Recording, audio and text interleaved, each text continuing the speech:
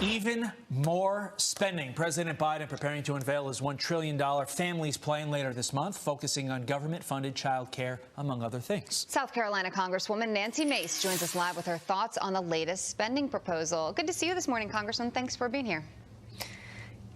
Good morning. Okay, so let's go ahead and pull up here some of the things that this includes. $225 billion for paid family and medical leave, about $225 billion for child care support, $200 billion for universal pre-K schooling, hundreds of billions in education funding, other sums for nutritional assistance. I was down in D.C., did a story, you were involved in it last week, and we were talking about how you're a single mom of 2 kids.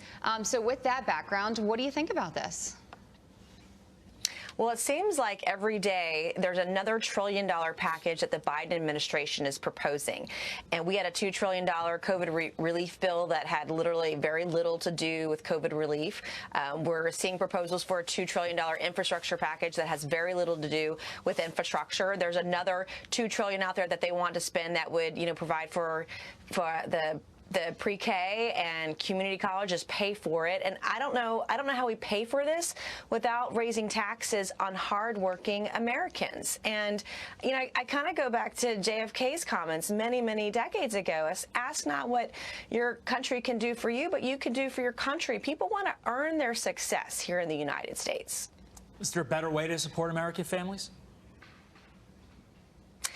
Well, certainly, I think during COVID-19, we've had tremendous challenges. I'm a single mom. I talk to single moms and single parents every day. With kids being out of school, that is the greatest challenge that we have right now. And it's one of the worst things we could be doing because our children are safe in school, but many parents had to pause work or stop working to help take care of their kids because they were being educated at home. I think that's the first thing that we could do. The second thing that we could do right now to help the American people is to stop incentivizing unemployment.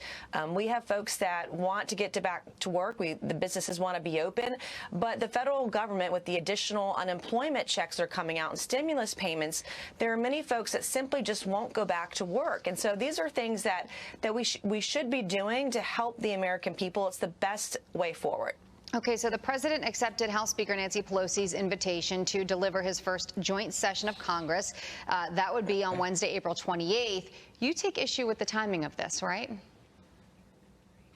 Yes, essentially, he's going to be playing to an empty room. I know with COVID-19, things are different, but to have this joint session, the State of the Union address, when Congress isn't even going to be there, not scheduled to be there, is a great disservice to the American people.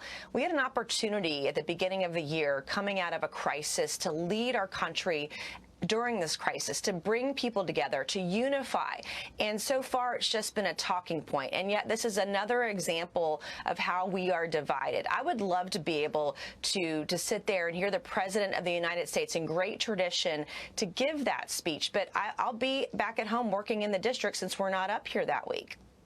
And if you guys were working, I should say, how much longer can COVID be used as an excuse, especially when most of you guys are vaccinated, if not all? Well, right. I mean, we're essentially the first place in America, if you're going to have herd immunity, that likely has herd immunity, with the percentage of members of Congress who've been vaccinated and those who haven't. Many of them have had COVID-19. We could be a great example for the American people on how to get it right for once.